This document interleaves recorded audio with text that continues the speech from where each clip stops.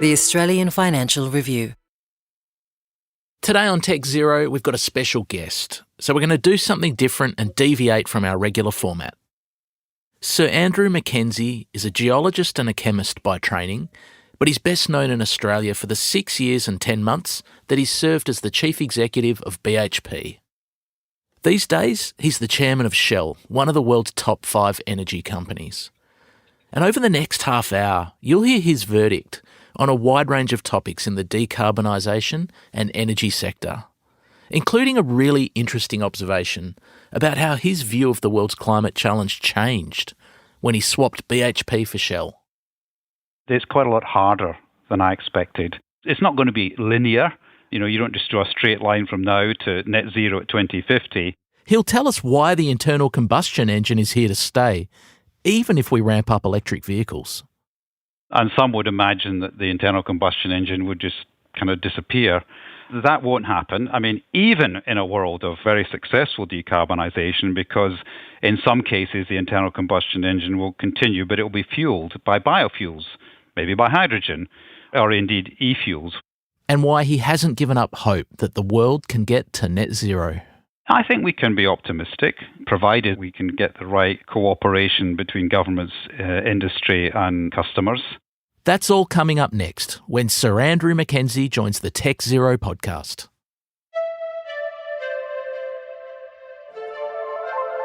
Promising action on climate change is the easy part. Delivery is so much harder. And right now, the world is finding it hard to live up to its promises to tackle emissions. But not everyone's given up. I'm Peter Kerr, and welcome to the Tech Zero podcast, where we bring you the big green ideas that could get us to net zero and the people risking everything to make them work.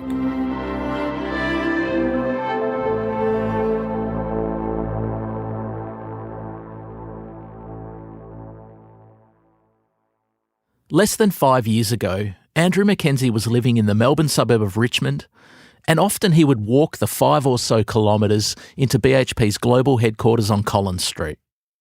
His time at BHP was marked by a willingness to engage in the big debates of our time. And under his leadership, BHP did things like setting targets for gender balance and setting goals for the Scope 3 emissions of customers. These days, he's back living in his native United Kingdom, where he sits atop a company that is 50% bigger than BHP. It's the multinational energy giant Shell. He was knighted in 2020 for services to science and for fostering relations between the UK and Australia. And when he joined Tech Zero for a chat earlier this month, I was keen to get his view on the world's progress to net zero. As we play the interview, we're going to stop the tape a couple of times to highlight some of the more notable things he says. So let's roll the tape. I hope you enjoy it. In the sort of 4.5 to 5 years since you left Australia, how have you judged the world's progress on tackling climate change? Well, I think it's going well, but the one thing that has struck me since moving from BHP to Shell is that it's quite a lot harder than I expected. So at BHP, to some extent, we're not quite in the thick of it in the way that we are at Shell, and you're able to talk about a lot of things that made sense to me technically that I assumed could happen more easily than actually when you're having to deal with it in a much more full-on way as you are at Shell. There are still huge social and technical challenges to be solved in all sectors, with the possible exception of power. But we can't solve climate change everywhere by electrifying.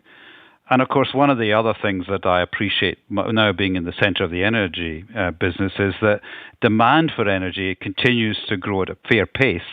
And so not only are we trying to decarbonize, we also have to deliver increased supply at the same time as we reduce our dependence on fossil fuels. And the other thing is, I was at BHP, still am, a huge advocate for carbon capture and storage, is I think we as a society, if I could put it that way, or at least governments, customers, industry, need to better understand the role of abatement and offsets of existing fuels versus replacing the existing fuels with alternative sources of energy. And even something like hydrogen, is it better to go down the route of green hydrogen, which of course is produced from water with renewable electricity, or blue hydrogen, which is produced in the conventional way from fossil fuels, but all the CO2 is sequestered as carbon capture and storage. And you've got similar debates on what's the right route for steel. Do you use CCS at the steel plant, or do you make it from hydrogen? Or, I mean, as you've recently had on your podcast, maybe make it from sort of biomaterials and microwaves.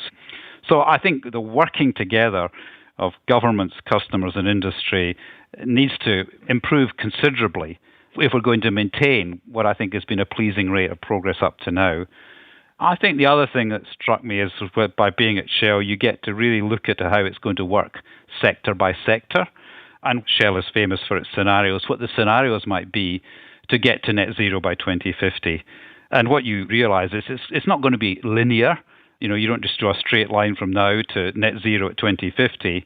And the pace will be different in different sectors. And some sectors, like the power sector, can go quite quickly and kind of front load the thing, whereas other sectors, some of the ones that Shell is more wedded to, are going to take a bit longer and progress to maybe speed up towards the end rather than at the beginning.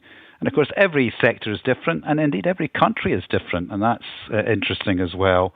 Many parts of Asia are making more and more use of LNG, for example, Vietnam, but then you have China more recently has gone more back to coal at the same time as pushing very hard on renewables in a way that whilst they will use more LNG, they clearly want to make that jump from coal into renewables with perhaps less LNG that you might see in other parts of Asia. So it's not that complicated, but it's not simple either. Let's pause the tape there for a second. I thought Sir Andrew's comment about the world needing to think about abatement and offsets on one hand as distinct from new technologies was really interesting. It's consistent with what we're hearing from a lot of the big companies these days, whether it's BHP or Rio Tinto. Many of those biggest carbon emitters are saying that they're going to rely more heavily on carbon offsets or carbon capture and storage to meet their climate targets than they expected they would just a few years ago. And there's a bunch of reasons why, including the technologies taking a bit longer to come through than people expected, and also those technologies are becoming very expensive. So without offsets and carbon capture, many of those targets that governments and companies have set just aren't going to be achieved. And this is tricky because the public's traditionally been really sceptical about carbon offsets and carbon capture. Whereas on the other hand, the public's got a really positive view and a lot of trust in rooftop solar and electric vehicles. So there's a misalignment here that we're going to have to deal with if a lot of these targets are going to be met. Anyway, let's go back to the tape with our second question to Sir Andrew Mackenzie. This one is about how global energy markets were thrown into turmoil by the blacklisting of Russian commodities. How has war in Ukraine and the blacklisting of Russian commodities and challenges with shipping products through the Middle East, how has that affected Shell's thinking about how much oil and gas to pull out of the ground these past few years? I think the initial challenges around the war in Ukraine was that, of course, it did show more clearly to more people than perhaps was the case previously that we are going to require oil and gas for quite a bit of time, and we would say for a long time, maybe in a reduced form, but we can't move away from it as quickly as maybe some would have liked. And I think that message is true irrespective of what's happening in the war, but there's no doubt that what I would call bad geopolitics, it's not just Ukraine, of course, it's what's happening in Gaza, it's some of the tensions that are developing in and around the South China Sea and the relationship between China and the West. They do make the energy transition harder by making the world more fractured. Technologically, I mean, breakthroughs will be slower if we cannot share ideas globally, and if instead of coming together, we're actually trying to compete and withholding technologies from each other. You mentioned, of course, the issues in the immediate aftermath of the outbreak of war in Ukraine. I mean, Shell, I think, along with others, had to work really hard to replumb the world's oil and gas supply so that prices came back down and shortages were mitigated. I'm not sure that people fully understand the enormous work that took to divert LNG cargoes in particular that previously would have been consumed in Asia round to Europe, and also bringing some stuff across the Atlantic as well. And there's no doubt if the world continues to divide itself up into blocks, then for our security of supply, we're going to have more options in more places, since some of the supply that previously in a world of, if you like, global trade is likely to be off limits to more countries. And that means in aggregate more supply, because that supply wouldn't be all accessible to all. What is the future for oil and gas? Do you, and LNG in particular, which is particularly relevant for Australia and for your business, should we expect global volumes of those commodities to continue growing, do you think? I think LNG is critical because it has the virtue of it's available now, it can be shipped everywhere, it is possible to increase its supply, and it is the lowest carbon fossil fuel. In many places, it's LNG-enabled gas-fired power stations that are key to the transition from coal to renewables, since they provide the backup power more cheaply right now than batteries when weather stops renewable generation. The reality is, in looking at the future of oil, you look at the future of the internal combustion engine, and some would imagine that the internal combustion engine would just kind of disappear. That won't happen. I mean, even in a world of very successful decarbonisation, because in some cases the internal combustion engine will continue, but it will be fueled by biofuels, maybe by hydrogen, or indeed e-fuels, which are a sort of more refined version of hydrogen combined with CO2 that's captured from other processes. But these right now are, of course, a lot more expensive, which is why we have to push EVs for road transport hard, and maybe harder than we're pushing it. And of course, Shell's spending a lot of investment in rolling out EV charging networks in many of our markets. And increasingly, we hope that those charging facilities will be connected to low carbon sources of electricity. But we know that electricity cannot work easily in long distance air transport or in ships. And so that means we're going to require cheap, lower carbon fuels for them, but ones which will be, to some extent, LNG will work in ships, but it will require, in some cases, the continued use of oil. And look, the other thing, the simple fact, is that turnover of fleet takes time. EVs will grow, but of course that will be helped perhaps quite a bit by plug-in hybrids, because people feel, and that of course will include a bit of internal combustion in there, in some cases, because people will want the ability to not worry about getting their charge and being able to run on a fuel. Let's pause here and unpack those comments. So Shell is having a bet both ways on the future of cars. They own electric vehicle charging stations, they sell traditional fossil fuel oil today for petrol, and they also turn agricultural waste into low-carbon biofuels in places like Brazil.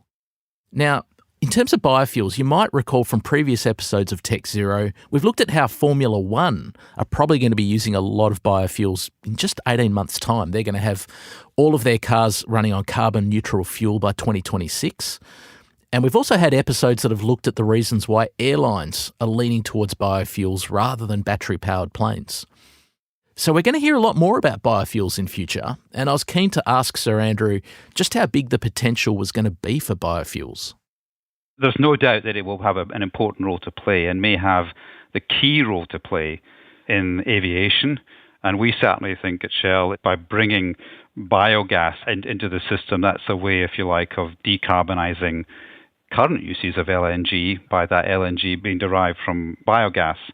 There is an enormous potential, if you like, in agricultural waste, but it's how you collect it and bring it into sort of central processes where it can be refined in the way that oil is refined today.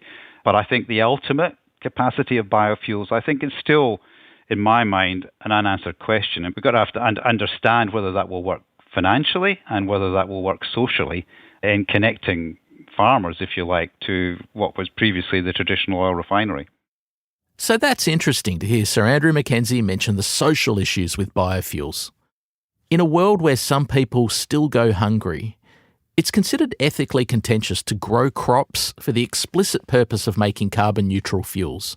And that's why anyone who's using biofuels is usually talking about getting them from waste plant materials. I wonder if that's going to start to change in future as our carbon challenge gets really down to the wire.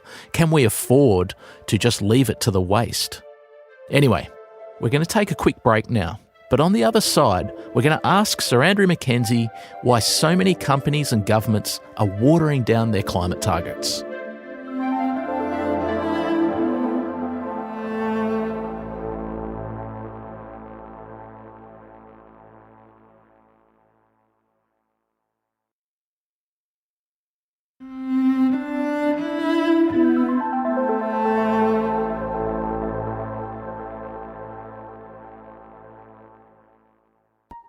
Welcome to COP. Welcome to Glasgow. 2 years ago, the world was eager and enthusiastic about taking action on climate change. Today is going to be a monumental day. We are now setting the tone for how we can preserve the lungs of the world. A Conservative government in the UK had pushed the issue really hard at the Glasgow Climate Conference.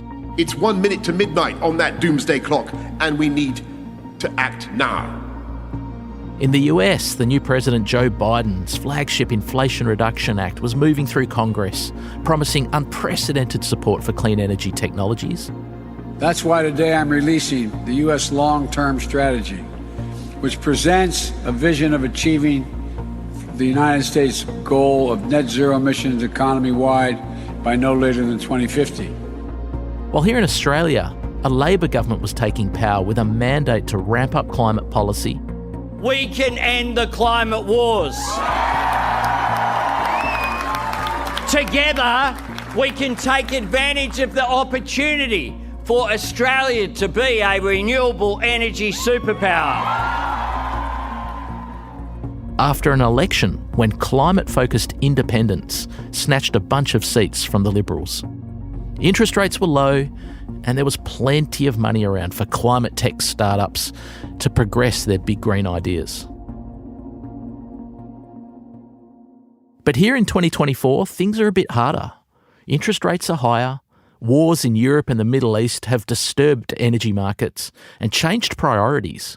A cost of living crisis is now affecting much of the world. And by November, the Biden era could be over.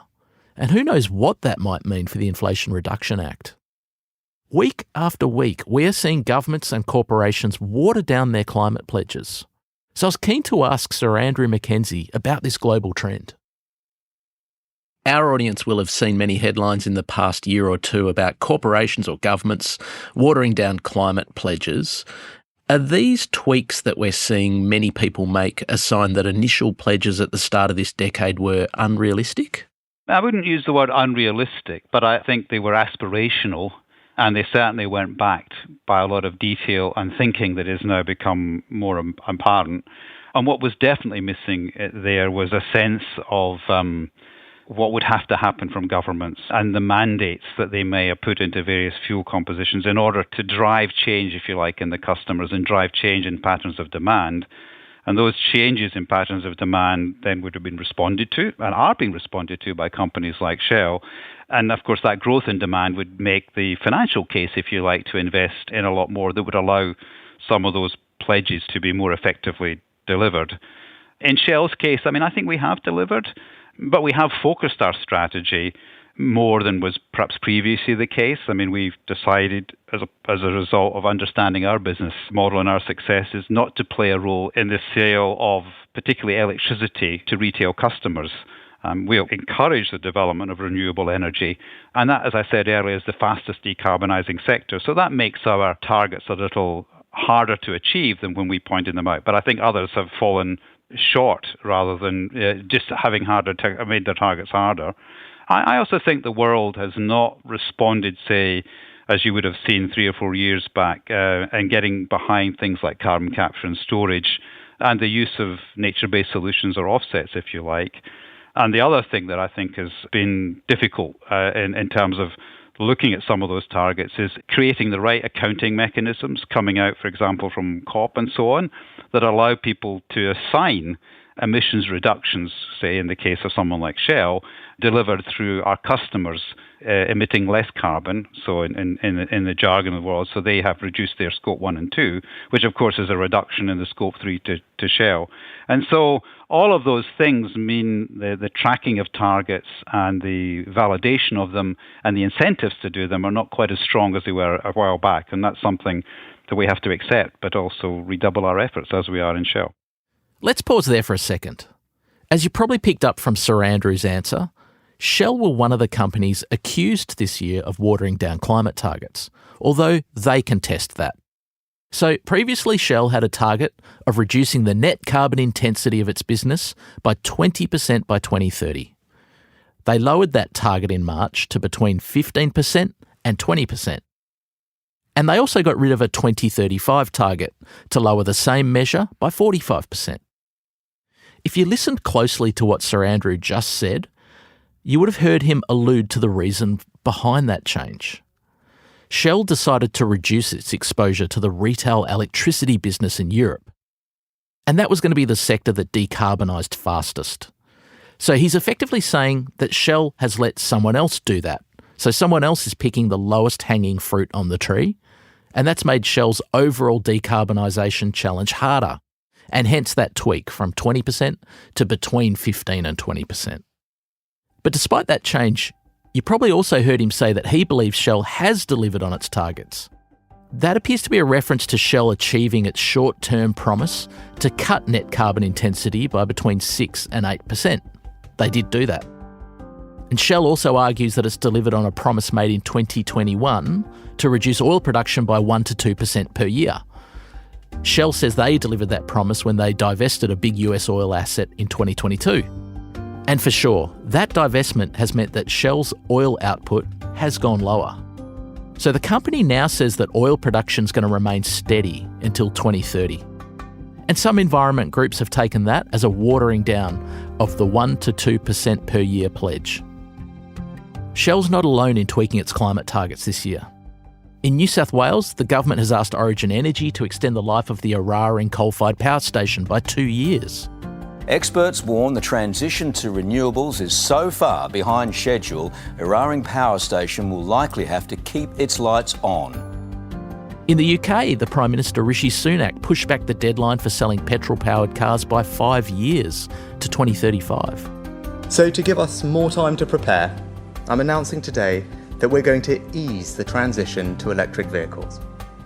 You'll still be able to buy petrol and diesel cars and vans until 2035.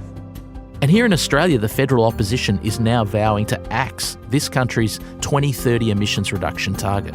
Opposition leader Peter Dutton has pledged to ditch Labor's 2030 climate target in exchange for a focus on nuclear power and net zero by 2050 if he wins the next election. So with all this going on, I wanted to know if Sir Andrew Mackenzie had any theories for the raft of changes that we're seeing to climate pledges. Do you think the fiduciary duties that legally bind corporate leaders to maximise financial outcomes are stronger than the legal obligations to decarbonise in most nations? And is that part of the challenge the world's got at the moment? I actually don't see these two things in conflict. And certainly that's the way that Shell approaches that. We think that we're looking for a way where we can make them mutually reinforcing, that the better we get at decarbonising, the more profitable we can become. And the more profitable we can become, that allows us to continue that trend.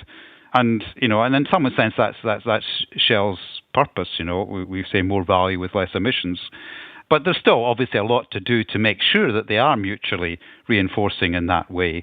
It is urgent that we do something, and hopefully as that urgency becomes more widely shared across governments and customers and industry, we'll work together to move forward. But as I said previously, we really do need to break things down on a sort of sector-by-sector basis.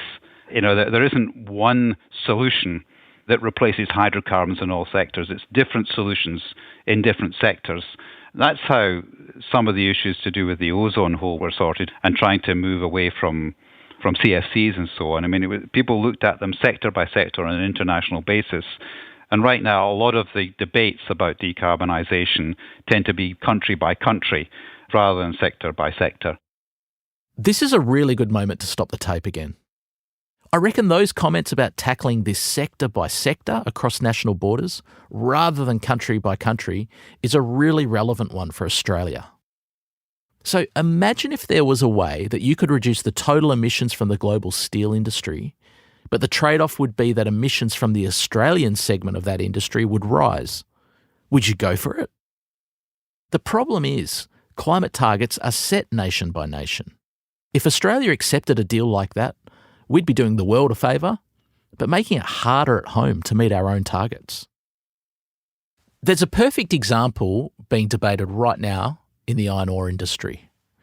Traditionally, we sell a type of iron ore called hematite, but lots of miners want to start selling more magnetite, which is just a different type of geology. If you think about the full life cycle of iron ore getting turned into steel, the emissions will be lower if we sell magnetite concentrate to the world. But more emissions will occur on Australian soil.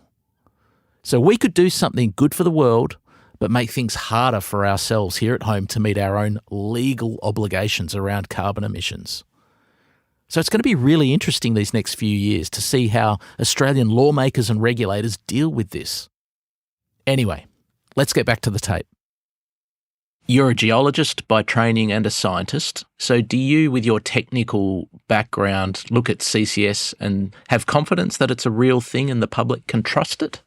I think many people, if they're going to trust CCS, probably will be a little nervous, wrongly in my view, but I understand the concerns of carbon capture and storage onshore versus offshore. So that's something that we need to reflect on. Shell has, CCS projects working onshore in some places, relatively low population centres, and it has some offshore projects that it's working in. And then the other things we have to understand is that, what are the trapping mechanisms by which the CO2 will be held there? It needn't always be about the sort of conventional gas accumulation. In other words, you put CO2 into a reservoir that previously held gas or oil, or could have held gas and oil if it had been in that part of the geology of the area you're looking at. But there are other ways in which the CO2 can be fixed.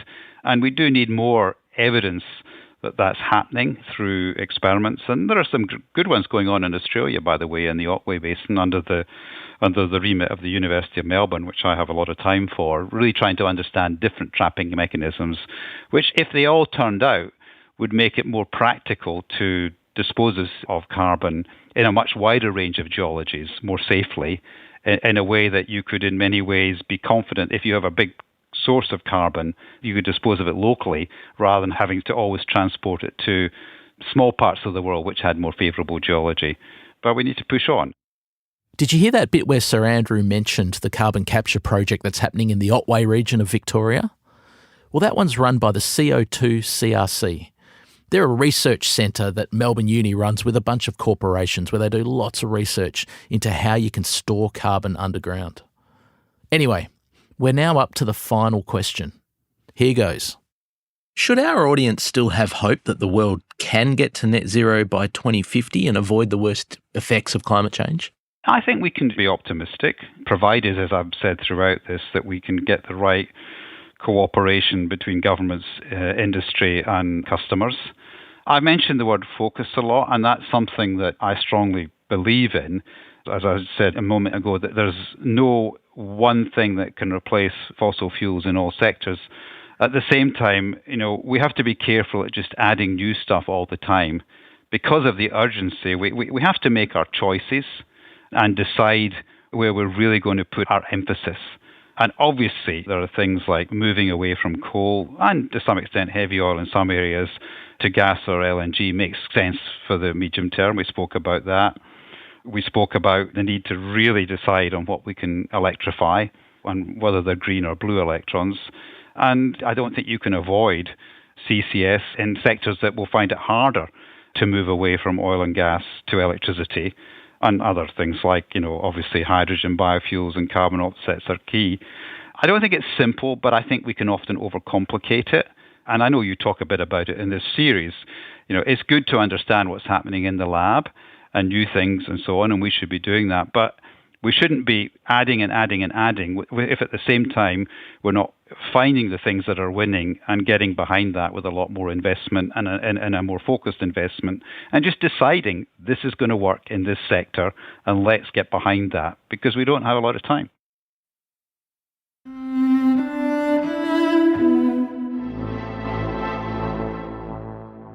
And here at Tech Zero, we don't have a lot of time left either. This was the final episode in Season 3 of Tech Zero. We hope you enjoyed it.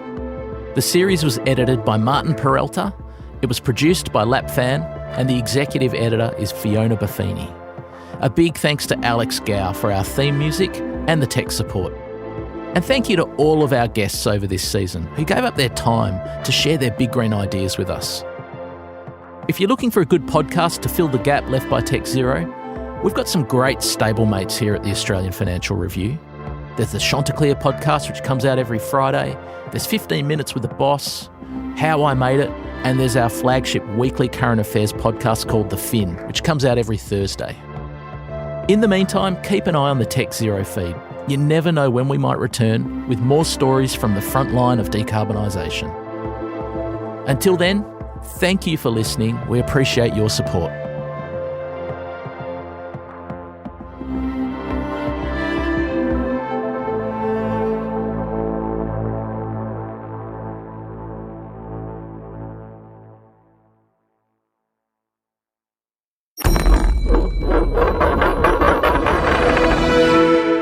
The Australian Financial Review.